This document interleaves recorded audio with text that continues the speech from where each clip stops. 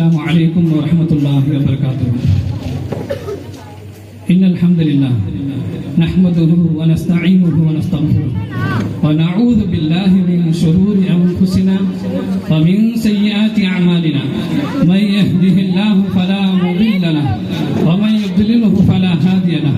وأشهد أن لا إله إلا الله وحده لا شريك له وأشهد أن محمدا عبده ورسوله. أما بعد، فقال الله تعالى: ورتل القرآن ترتيلا والله بكل شيء عليم.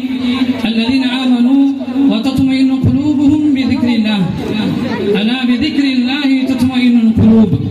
கண்ணியமிக்க அல்லாஹ்வுடைய நல்லடியார்களே, அன்பான சகோதர சகோதரிகளே, கண்ணியமிக்க ரஹ்மத்துல்லாஹ் மௌலானா அவர்கள் நிறைய நேரம் உங்களிடம் பேசிவிட்டார்கள். அடுத்தது மாணவ மாணவிகளுக்கு பரிசுகள் கொடுக்க இருப்பதினால் நான் அதிகமாக பேச விரும்பவில்லை. சின்ன ஒரு கருத்து, தஜ்வீதை பற்றி, தஜ்வீதுடைய முக்கியத்துவம் பற்றி உங்களிடம் பகிர்ந்துவிட்டு இன்ஷா அல்லாஹ் என்னுடைய சிறிய உரையை முடித்துக் கொள்கின்றேன்.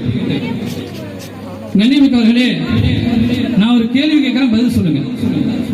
அல்லாஹ் தன்னுடைய திருமறையிலே கூறுகின்றான், வல்லாஹு பிகுல்லி ஷைஇன் அலீம். அலீம் என்றால் என்ன அர்த்தம்? தெரிஞ்சவங்க சொல்லலாம் பக்கத்துல. அலீம், ஐனுடைய உச்சரிப்பிலே அலீம் என்ன அர்த்தம் சொல்லுங்க. சும்மா பக்கத்துல சொல்லலாம், தெரிஞ்சவங்க யாரா இருந்தா சொல்லுங்க.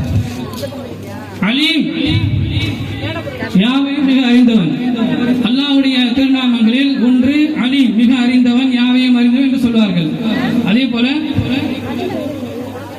ஹம்சாவுடைய உச்சரிப்பில் அலீம், வலஹும் அதாபுன் அலீம். அலீம் என்றால் துன்புறுத்தக்கூடியது, துன்புறுத்தக்கூடியது, துன்புறுத்தக்கூடியவன். வல்லாஹு பிகுல்லி ஷைஇன் அலீம். அந்த இடத்துல ஐனுடைய உச்சரிப்பை பயன்படுத்தாமல், ஐனுடைய உச்சரிப்பை யாருக்கு தெரியலையோ, யாருக்கு வரலையோ அவர்கள் எவ்வாறு ஓதுவார்கள்? வல்லாஹு பிகுல்லி ஷைஇன் அலீம், துன்புறுத்தக்கூடியவனே என்று ஓதுவார்கள். அல்லாஹ் மிக அறிந்தவன் என்று தன்னை சொல்கின்றான். வஹுவ பிகுல்லி ஷைஇன் அலீம் என்று ஓதுவார்கள். அல்லாஹ் துன்புறுத்தக்கூடியவன் என்று ஓதுவார்கள். ஒரே ஒரு உச்சரிப்பு தான். ஹம்சாவுடைய உச்சரிப்பு அடித்தொண்டையிலிருந்து வெளியாகும், ஐனுடைய உச்சரிப்பு நடுத்தொண்டையிலிருந்து வெளியாகும்.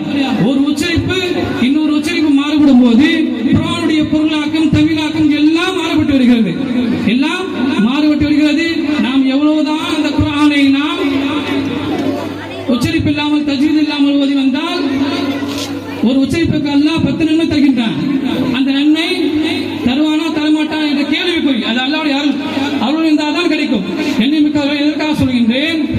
தமிழிலே நாம் அல்லாஹ் அறிந்தவன் என்று இருக்கும் போது நாம் துன்புறுத்தக்கூடியவன் என்று படிப்போமா?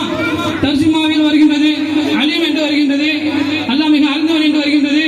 அதை துன்புறுத்தக்கூடியவனே என்று நம்முடைய மனம் அதை படிக்க தோன்றுமா? கண்டிப்பாக படிக்க மாட்டோம். எதற்காக நாம் அரபியிலே அவ்வாறு படிக்கின்றோம்? அதற்குண்டான முயற்சிகளை நாம் கற்றுக்கொள்ள வேண்டும்.